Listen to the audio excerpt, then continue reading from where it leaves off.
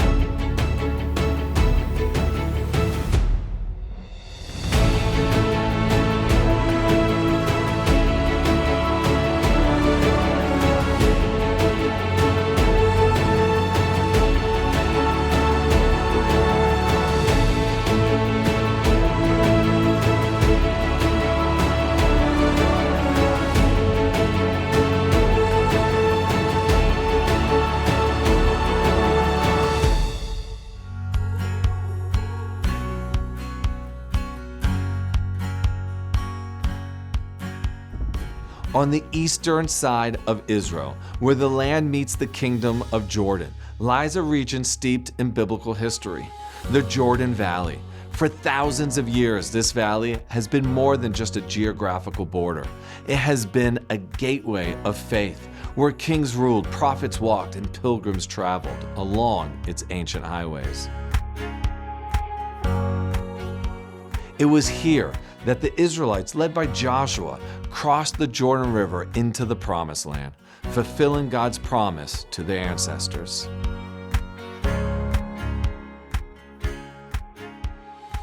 This valley has witnessed miracles, battles, and divine encounters that shaped the destiny of the Jewish people.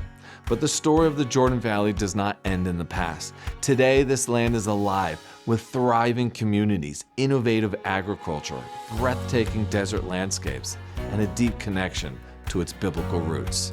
I'm David Sussman, and on this episode of Land of the Bible, we'll journey through time to uncover the spiritual and historical treasures of the Jordan Valley, where past and present meet in the heart of the Holy Land. Join me on this incredible adventure.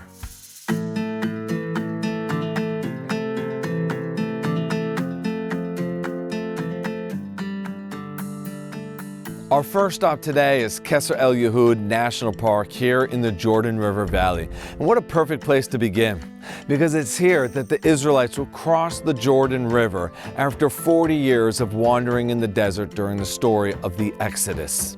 However, it will not be Moses who leads them into the Promised Land. Rather, it will be his main disciple, Joshua. Just imagine the scene, hundreds of thousands of people right on the eastern shores of the Jordan River. The priests with the Holy Ark will begin to cross the river. As soon as their feet enter the water, the river stops and starts to shoot up into the sky. Qsar el Yehud means the fortress of the Jews in Arabic. In addition to the events we just talked about, this area is also revered by Christians who believe that John the Baptist baptized Jesus in the River Jordan in this location. So join me as we continue our experiences here on the Jordan River Valley.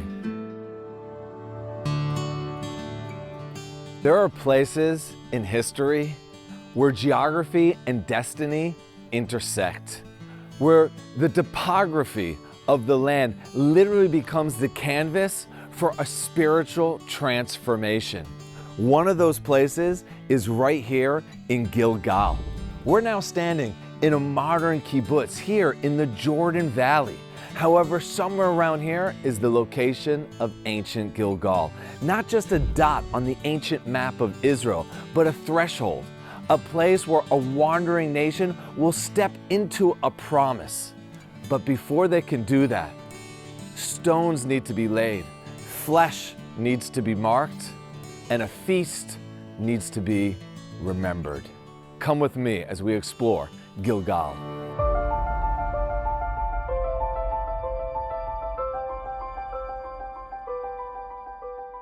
Early on in the book of Joshua, God commands the Jewish people to gather 12 stones from the middle of the Jordan River and to stack them up on top of one another.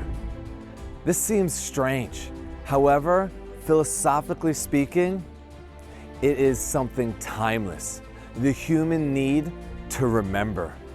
This was a time before smartphones and photographs, where memory was laid into concrete through monuments. And here, this monument represented the 12 tribes of Israel that forever will remember our origin, where we came from, and who brought us out into the land of Israel, the land of the Bible. But memory alone was not enough. At Gilgal, Joshua was given another commandment: to circumcise all the males who had crossed the Jordan River. Circumcision isn't just a ritual, it's a covenant with God. And for the 40 years that we were wandering in the desert, that covenant had lapsed. However, now that we were in the land of Israel, it was time for the men to once again enter into that covenant, one that would reforge the nation's identity.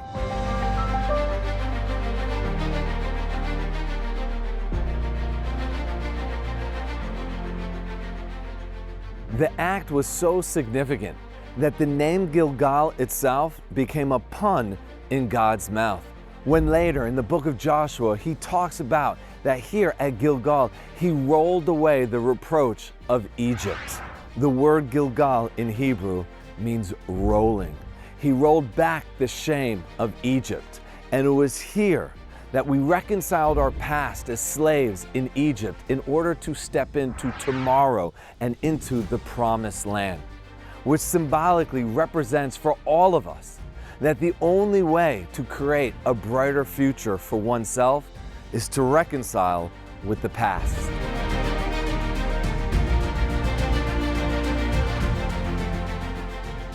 However, one more act needed to happen to seal the moment, and this would be the first Passover feast here in the land of Israel.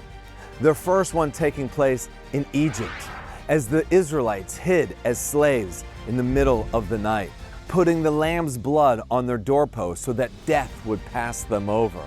However, now they celebrated as free people in their own land. This wasn't the only thing to happen during this time. The manna, the mystical food that fell from the heavens, ceased. And now the time of miracles had ended and the time of responsibility began. Gilgal is a place where stones speak, where flesh is marked, where memory is lit by fire and feast. It's where a people become a nation, not by conquest, rather by covenant. It's a place where the external land is claimed only after the internal heart is consecrated.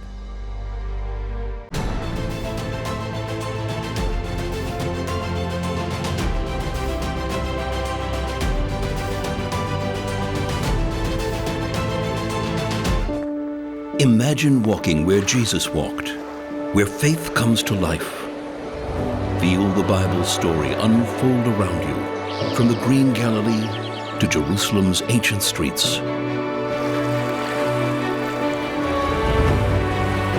Experience the serene and welcoming land of the Bible, where miracles happen. Put your heart where His footsteps are.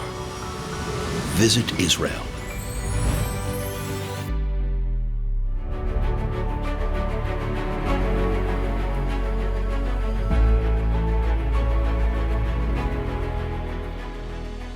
Behind me is the modern city of Jericho. However, archaeologists have excavated here, revealing layers of civilization that date back all the way to the time of Joshua.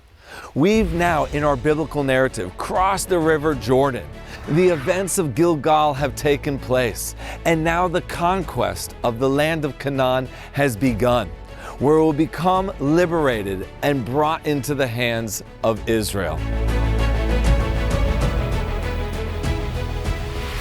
The first city up is the city of Jericho. The biblical narrative tells us that Joshua receives his prophecy that the priests, the Kohanim, are to circle the city 7 times and blow their shofars. and miraculously the walls will come tumbling down.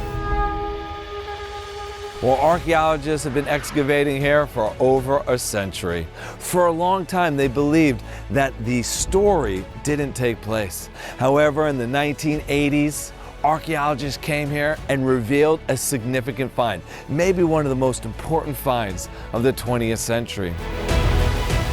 What they located was a wall that looked as though it was split in half and came tumbling down. But that wasn't all. They carbon-14 dated a lot of the items there, and sure enough, it dated back to the 13th, 14th century BCE, to the time period of Joshua. And if that wasn't enough, they also found a layer of ash. Why was this layer of ash important? There are only 3 cities in the Bible that are mentioned as being burned down during the conquest of the land of Canaan by Joshua and the Israelites. And Jericho is one of those cities, leading all archaeologists to believe that the biblical narrative that we read in the Bible is historically authentic and relevant to our lives today.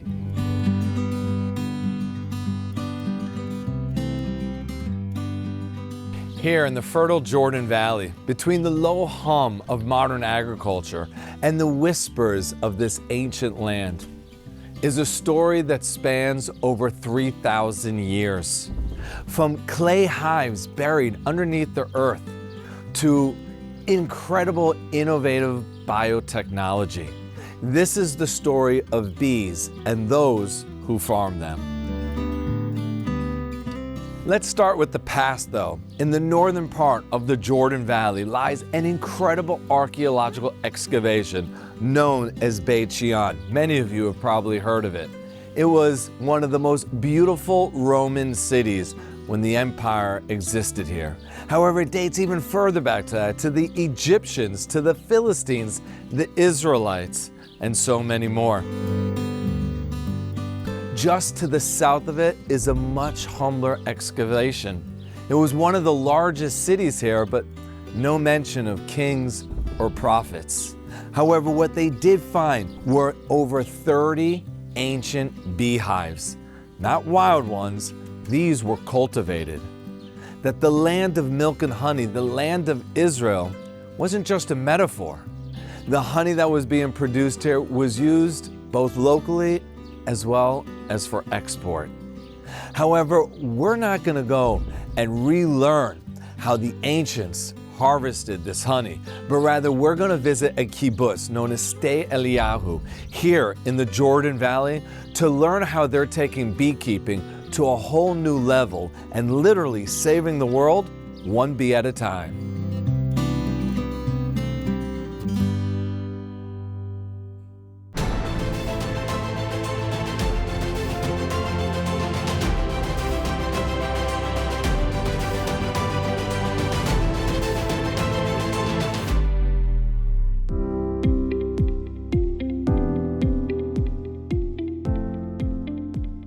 Qsar el Yehud is basically the first place in Israel that started with commercial organic farming in Israel. And we started over 50 years ago, long before it was trendy and fashionable. How did we start organic farming so many years ago? It all boils down to this person. His name was Mario Levy. And Mario came on Aliyah the same year we built our kibbutz in 1939, but he didn't come straight to Qsar el Yehud. He went to study agriculture, very famous agricultural school called Mikveh Yisrael. He studied there for 2 years, and then he joined the kibbutz in 1941. Now, having studied agriculture, the members of the kibbutz looked at him and they're like, oh my God, you're the expert. You have to be in charge of our fields. And they made Mario in charge of the fields. And the more years that Mario worked in the fields, the more he realized that we have very, very serious issues with all these chemicals that we're using in the fields. The main problem with chemicals in the fields is that over time you have to keep spraying more and more often to get the same result because the insects build up resistance to whatever you're spraying them with. Or you have to find a stronger chemical because the old one doesn't work anymore. And Mario saw this. He saw that every year we're spraying more and more and more chemicals, and it got to a point where certain crops we were spraying 40 times in a season. So Mario said, this isn't good. In Judaism, we are commanded to look after our bodies and to look after our health. And Mario said, as religious people, we have an obligation towards our community's health. And so Mario came to our general meeting and he made a big stink until they decided two things. One, the two crops that were most intensely sprayed, we stopped growing commercially. And two, we decided that everything around where people live, around the surroundings of the kibbutz, would become a chemical-free zone. In other words, became organic. Now, Mario didn't stop here because we have another saying in Judaism. We say all of Israel are responsible for one another. And so Mario started going up and down the country, talking to Israeli farmers, trying to convince them to become organic. He went to the Ministry of Agriculture and he pounded on their door until they sent him to Europe to take courses in organic farming so he could give those courses here in Israel. And eventually Mario founded the Israel Bioorganic Association, which is the association that supervises and certifies all the organic farmers in Israel. Till today, anyone who knows anything about organic in Israel, they know his name. Being first is really nice. We get to brag, we get to tell everyone that we're the first ones to grow organic in Israel, but there's a downside to being first, and that is when you're first, you don't have anyone to learn from. You have to figure everything out. And the first thing that we had to figure out was, if we can't use pesticides, how do we control the pests in our crops? And no one knew. Luckily for us, we have another very cool member of our kibbutz. His name is Yaakov, and Yaakov is an entomologist, a person who studies insects. And Yaakov said, every pest we have in agriculture has a natural predator. We just have to figure out what goes to what and how do we mass produce them. And so Yaakov started experimenting and breeding bugs and experimenting in the fields, and time goes by, and on the kibbutz they decide we need to build a factory. But not just any factory, a factory that has to do with agriculture. And when they came to the crunch, what are we going to do? No one really knew. And Yaakov said, hey, I'm breeding all these bugs. Why don't we sell the bugs? So we went to the Israeli farmers and we said, do you want to buy some bugs? They said, what are you guys, nuts? We don't have enough bugs in the field. Do you want us to pay money for bugs? No one knew what we were talking about. Yaakov didn't give up, but the idea to use nature to help agriculture, this is very innovative. No one else in Israel is doing anything like this. We said, what else in agriculture needs a little push from nature? And we came across was the subject of pollination. Certain crops, in order for the flower to turn into a beautiful fruit or vegetable, they obviously need to be pollinated. And the classic example are tomatoes. Tomatoes are pollinated in nature by wind. But in Israel, the majority of our tomatoes grow in greenhouses, so there's no wind in a greenhouse. So how do they pollinate the tomatoes? They used to do it in the old days by hand, what we call manual pollination. People would walk up and down the rows and pinch the flowers to release the pollen. And so the Israeli farmers were always looking for ways to improve the pollination. So we said, what about bees? But honeybees, unfortunately, will not pollinate tomatoes because honeybees want honey. They want sweet pollen. And tomato flowers don't even have a scent. Not only are they fussy about what they eat, they're also fussy about their nature. If outside it's cold, it's cloudy, it's raining, honeybees don't go to work. But luckily for us, there's other bees. These are bumblebees, specifically the earth bumblebee. And these bees pollinate anything and everything. They don't care because they don't make honey. As long as there's lots of it, they're happy. They don't care about the weather. Cold, raining, cloudy, windy, whatever, they will go to work in conditions that honeybees won't go in. Another thing about this bee is it's less aggressive than the honeybee. They don't swarm, they don't chase you. And the hive is much, much smaller. So you can work with these. You can put this in a greenhouse environment and work with them. So we learned to breed these bees in our factory, which is why it's called BioBee. And this is what we sell the farmer, this box. This is what goes out in the greenhouses, in the fields, in the orchards. And by using that, they're using the bees to pollinate. Now, when the farmers started using bees instead of manual pollination, first of all, it saved them a lot of money. And second of all, they were amazed to discover that the yield in their crops increased by an amazing amount of minimum 25%. Today, BioBee Industries, we produce many, many different beneficial insects, we call them. Why beneficial? Because they do no harm. They don't harm people, they don't harm plants, they only go after the pests. And once they get rid of the pests, they die. Unlike chemicals, insects cannot build up resistance to something that eats them. So once you find the right bug for the right pest, that's it. And today, BioBee Industries is one of the world leaders in its field. We export to over 32 countries worldwide. Many farmers who use our products are not organic. Obviously, we serve the organic market, but today many farmers around the world are doing something called IPM, which stands for Integrated Pest Management. And as consumer awareness is increasing and as government regulations are getting stricter and stricter, this is the way of the future. And we like to say that we're making the world a better place, one bug at a time.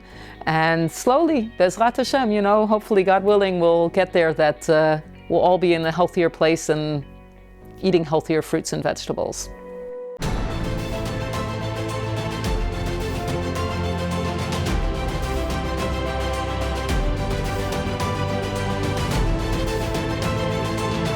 I will bless those who bless you, God promised Abraham.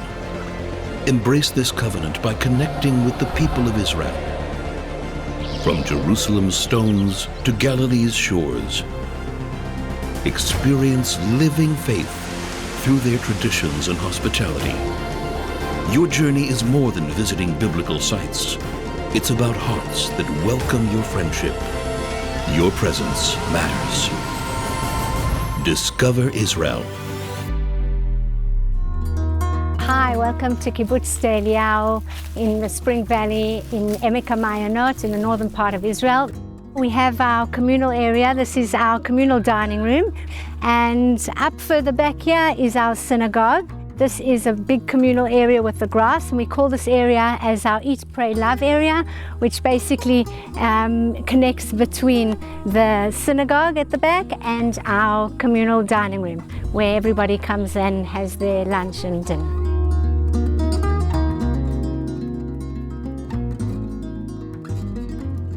Nothing better than living on a kibbutz in Israel. Very special life, communal life, very close-knit community.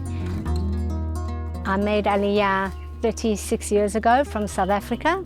I've been living on Qsar el Yehud for the past 25 years. My kids have grown up here. I have 2 grandchildren as well. I run the BioTour. We offer a unique insight into conventional and organic farming, communal lifestyle and innovation in agriculture.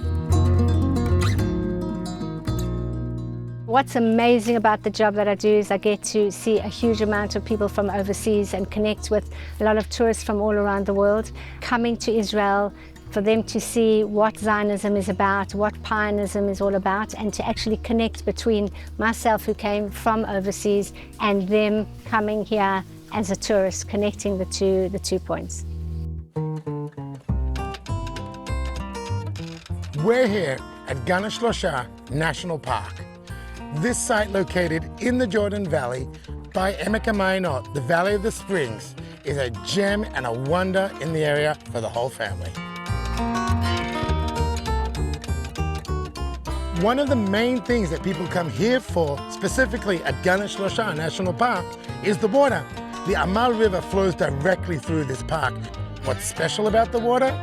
It is a constant 28 degrees Celsius all year round. So even in the middle of winter, you can come and enjoy the beautiful waters of Gan HaShlosha. Besides the water, there are other attractions here for the whole family that make this place such a popular destination for tourists and locals alike.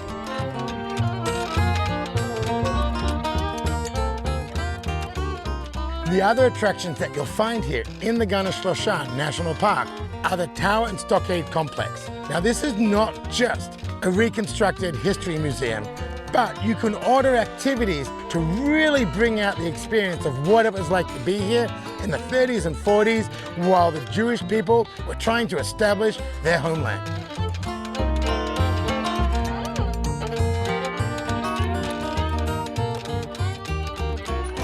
Another attraction here in the Gan HaShlosha National Park is called the Bell Garden.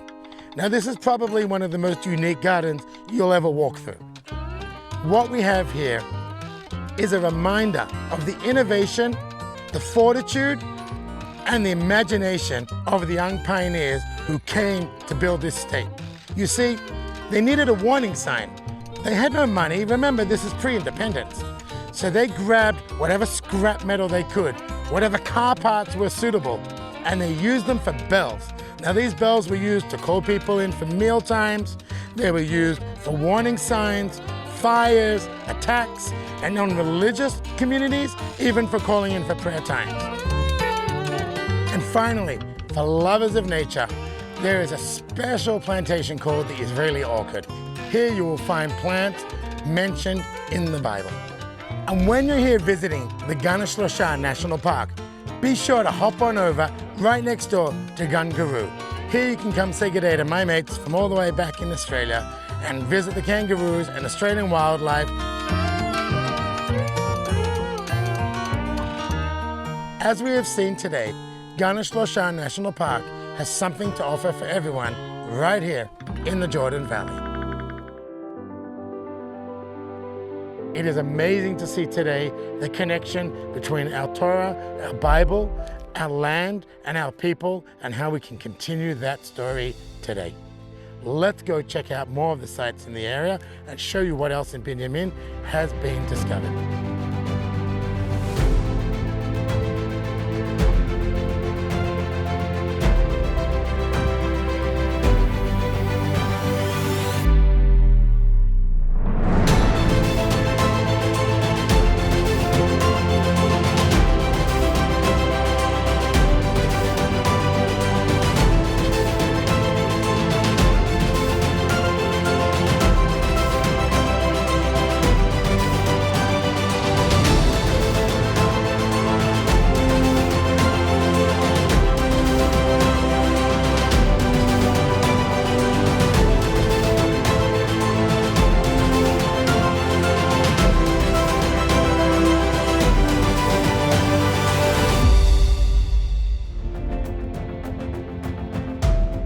The Jordan River has long been a place of passage. From Joshua's miraculous crossing to Christian baptismal sites, this river remains a powerful symbol of faith and renewal.